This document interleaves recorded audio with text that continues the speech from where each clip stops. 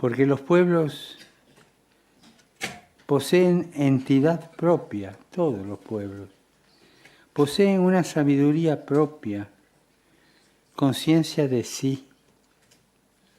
Los pueblos tienen un sentir, una manera de ver la realidad, una historia, una hermenéutica, y tienden a ser protagonistas de su propia historia con estas cosas, con estas cualidades. Y nos acercamos ajenos a colonizaciones ideológicas que destruyen o reducen la idiosincrasia de los pueblos.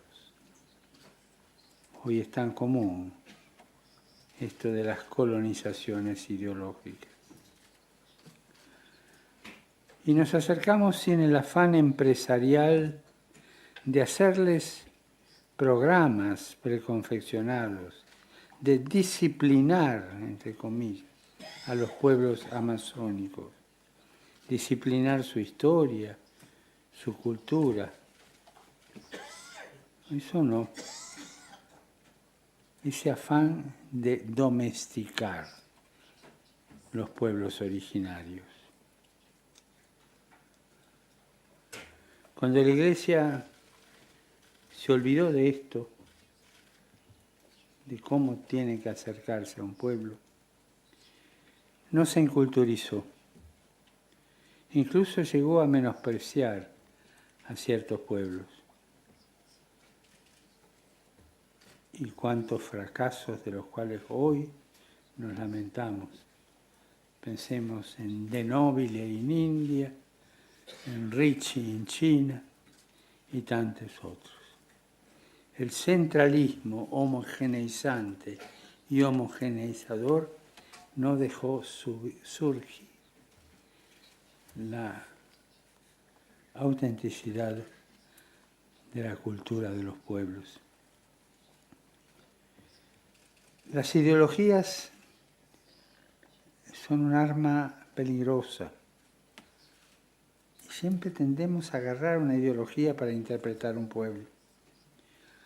Las ideologías son reductivas y nos llevan a la exageración en nuestra pretensión de comprender intelectualmente, pero sin aceptar.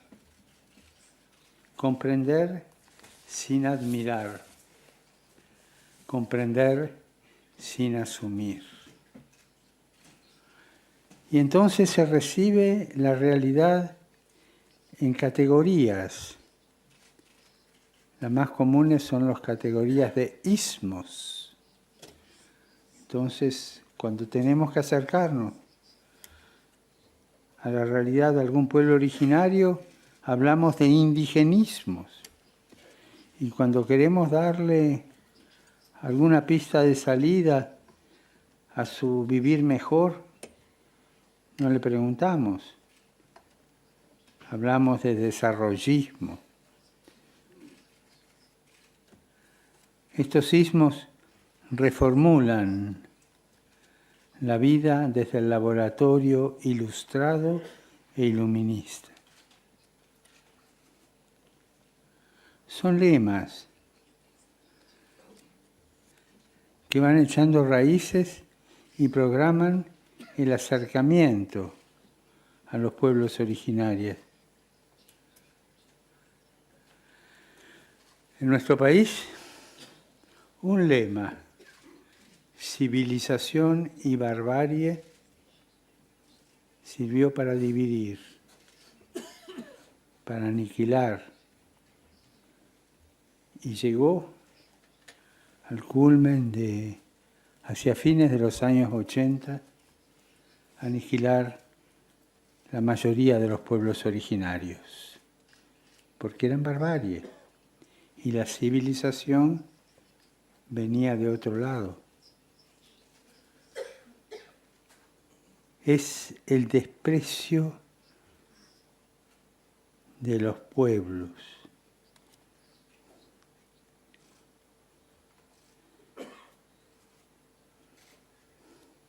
Y eso, voy a mi experiencia de mi tierra, eso civilización y barbarie que sirvió para aniquilar pueblos, todavía sigue en mi patria, con palabras ofensivas. Y entonces se habla de civilización de segundo grado, los que vienen de la barbarie, y hoy son los bolitas, los paraguayos, los paraguas, los cabecitas negras, siempre ese alejarnos de la realidad de un pueblo, calificándolo y poniendo distancia. Esa es la experiencia de mi país. Y después el desprecio. Ayer me dio mucha pena escuchar aquí dentro un comentario burlón sobre ese señor piadoso que llevó las ofrendas con plumas en la cabeza.